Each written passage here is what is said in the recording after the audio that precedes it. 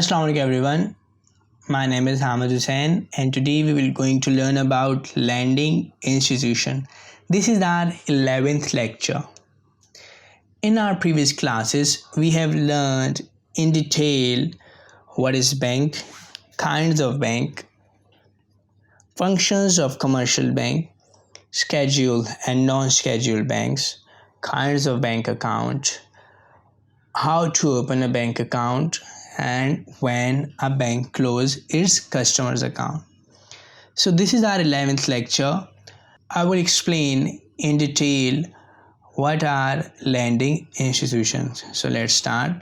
Basically, when we talk about lending institutions, so these are the institutions which provide loan and give other financial services in addition to banks. तो वो इदारे जो कि bank के अलावा loan देते हैं और दीगर मालियाती सर्विसेज प्रोवाइड करते हैं, ये इदारे हमारे पास लैंडिंग इंस्टीट्यूशंस कहलाते हैं.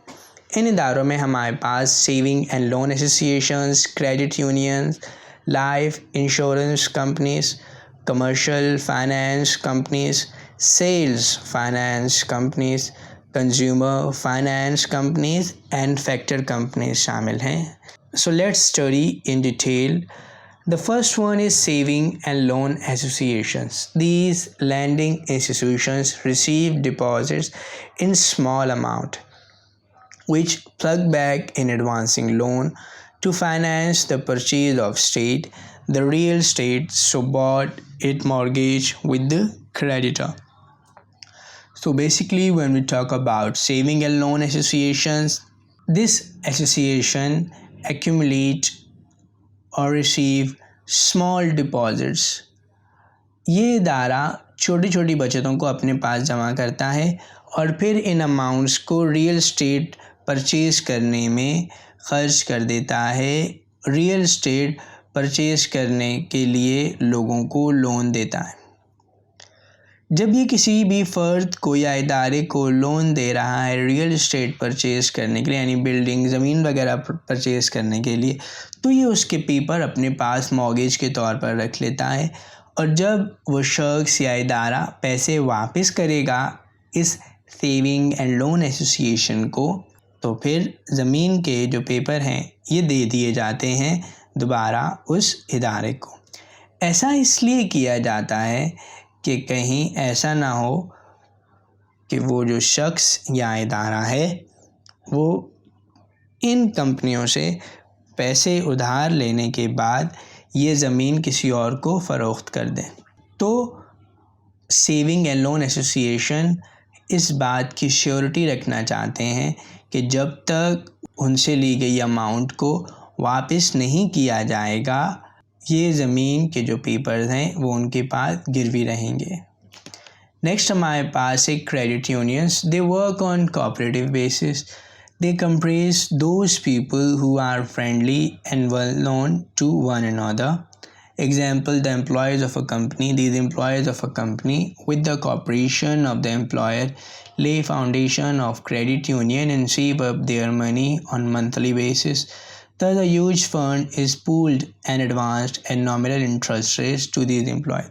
बेसिकली जब हम क्रेडिट यूनियन की बात करते हैं, ये इदारा नॉन प्रॉफिटेबल बेस होता है, कोऑपरेटिव सोसाइटी की बेसिस पे वर्क कर रहा होता है. इस इदारे का बुनियादी मकसद ये होता है कि अपने मेंबर से मंथली बेसिस पर फ़ंड कलेक्ट करें और अगर किसी मेंबर को अमाउंट की ज़रूरत हो तो फिर वो अमाउंट बआसानी उसे कर्ज के तौर पर एक बहुत ही मिनिमम इंटरेस्ट पर दे सकें. क्रेडिट यूनियन नॉर्मली बड़ी ऑर्गेनाइजेशंस में एम्प्लॉयज़ के दरमियान क्रिएट होते हैं, जहां एम्प्लॉयज़ अपनी मंथली सैलरी को क्रेडिट यूनियन में डिपॉज़िट करते हैं और फिर अगर किसी एम्प्लॉय को लोन की ज़रूरत होती है तो वो वहाँ अप्लाई करके लोन हासिल कर लेता है with in nominal interest rate. Next हमारे पास है लाइफ इंश्योरेंस कंपनीज. तो अब जैसे लाइफ इंश्योरेंस कंपनीज पाकिस्तान में वर्क कर रही हैं, जिसे हम कहें state life company, silver jubilee insurance company, तो बेसिकली ये कंपनीज़ क्या करती हैं, ये कंपनीज प्रीमियम की सूरत में लोगों से अमाउंट लेती हैं और फिर इस अमाउंट को रियल एस्टेट में, इस अमाउंट को बॉन्ड ख़रीदने में, इस अमाउंट को डिबेंचर ख़रीदने में और दीगर क्रेडिट इंस्ट्रूमेंट ख़रीदने में इन्वेस्ट करती है, जिसकी बदौलत दूसरी कंपनीज़ को इनसे फ़ायदा होता है।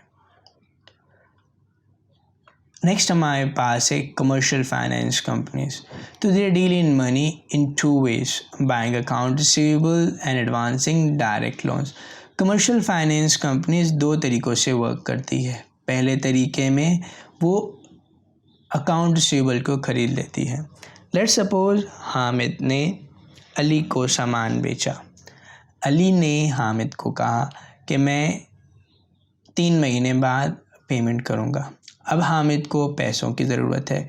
हामिद के पास वो इनवॉइस मौजूद है, जिस इनवॉइस पर अली के सिग्नेचर हैं कि उसने वो सामान रिसीव कर लिया।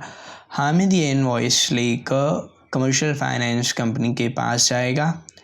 कमर्शियल फाइनेंस कंपनी उससे अकाउंट रिसीवेबल डिस्काउंट रेट पर ख़रीद लेगी। डिस्काउंट रेट क्या होता है? लेट्स सपोज़ वो अकाउंट रिसीवेबल 1 लाख रुपए का था, तो कमर्शियल फाइनेंस कंपनी हामिद से 98,000 में वो अकाउंट रिसीवेबल बाय कर लेगी। फ्यूचर में जब अली हामिद को वो पेमेंट करेगा तो हामिद वो 1 लाख रुपीज़ की जो अमाउंट है वो हैंड ओवर कर देगा कमर्शियल फाइनेंस कंपनी को।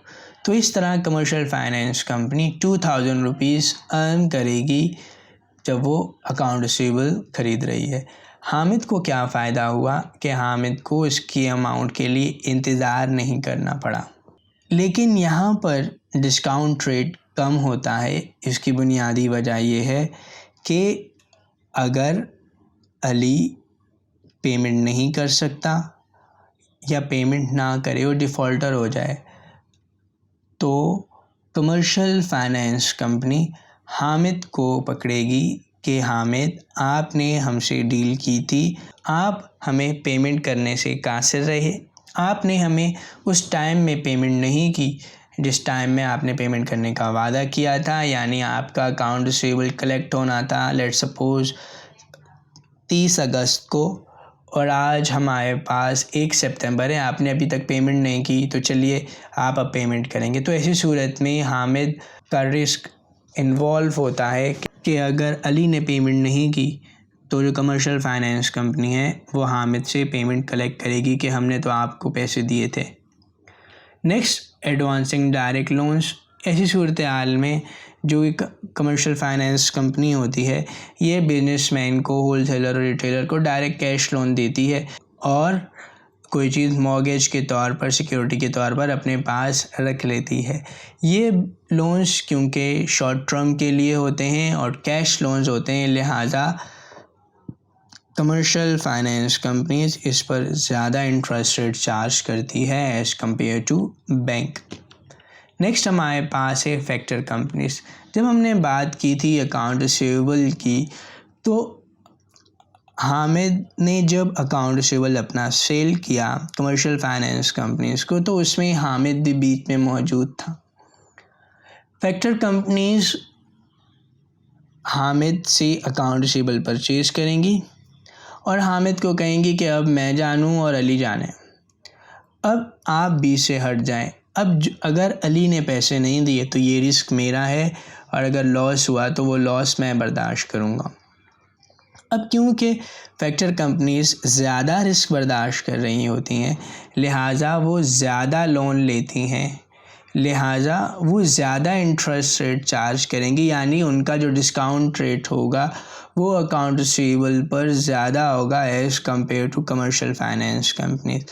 अब हामिद अपना अकाउंट रिसीवेबल जब फैक्टर कंपनीज को बेच रहा है तो हामिद को फैक्टर कंपनीज 96,000 पे कर रही हैं, हालांकि अकाउंट रिसीवेबल 1 लाख रुपए का है, यानी फैक्टर कंपनीज 4,000 रुपीज़ अर्न करेंगी जब अली उस फैक्टर कंपनी को 1 लाख रुपए पे करेगा।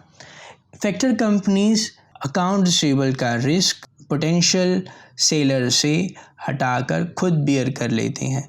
तो कमर्शियल फाइनेंस कंपनीज़ में और फैक्टर कंपनीज़ में जो मेन डिफरेंस ये है कि कमर्शियल फाइनेंस कंपनी में रिस्क का फैक्टर कम होता है, फैक्टर कंपनीज़ में रिस्क का जो फैक्टर है वो ज़्यादा होता है। वो सेलर को बीच से हटाकर खुद बायर के साथ डायरेक्ट हो जाती हैं और वो ख़ुद कलेक्ट करती हैं अमाउंट को बायर से। नेक्स्ट हमारे पास है कंज्यूमर फाइनेंस कंपनीज़। तो कंज्यूमर फाइनेंस कंपनीज़ इंडिविजुअल्स को लोन देते हैं ताकि वो अपनी डेली की रूटीन की ज़रूरियात को पूरा कर सकें और ड्यूरेबल गुड्स और नॉन ड्यूरेबल गुड्स को परचेज़ कर सकें। ये लोन्स इंडिविजुअल की फाइनेंशियल कंडीशंस को, उसके इनकम लेवल को, जॉब सिक्योरिटी को देखकर दिया जाता है। So that's it for today. कुछ क्वेश्चंस आपकी स्क्रीन पर शो हो रहे हैं, इन क्वेश्चंस को पढ़िएगा, कमेंट सेक्शन में इनके आंसर लिखिएगा। अपना बहुत ख्याल रखिएगा। टिल देन, अल्लाह हाफ़िज़।